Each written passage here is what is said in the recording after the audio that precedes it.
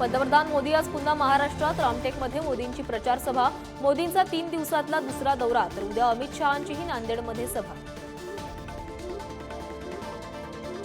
लोकसभा निवडणुकीची शरद पवारांच्या राष्ट्रवादीची तिसरी यादी जाहीर। साताऱ्यातून शशिकांत शिंदे तर रावेरमधून श्रीराम पाटलांना उमेदवारी। मवियाच्या जागांचा तिढा सुटल्यानंतर उद्धव ठाकरेंच्या सभांचा धुळा उडणार। दुसऱ्या टप्प्यातील मतदारसंघात 21 तारखेपासून उद्धव ठाकरे प्रचार सभा घेणार। उत्तर मुंबई काँग्रेसला गेल्यानं ठाकरेंचे कार्यकर्ते नाराज। विनोद घोसाळकरांनाच उमेदवारी देण्याची मागणी। मातोश्रीवर होणार बैठक। काँग्रेसच्या रश्मी बर्वेंना सर्वोच्च न्यायालयाकडूनही दिलासा नाही। निवडणूक आयोगाविरोधातील याचिका फेटाळली। बर्वेंचं जात प्रमाणपत्र ठरवलं होतं वैध। एकनाथ खडसेंना राज्यपाल बनवू नका। सामाजिक कार्यकर्त्या अंजली दमानी यांचं राष्ट्रपतींसह पंतप्रधान मोदींना पत्र।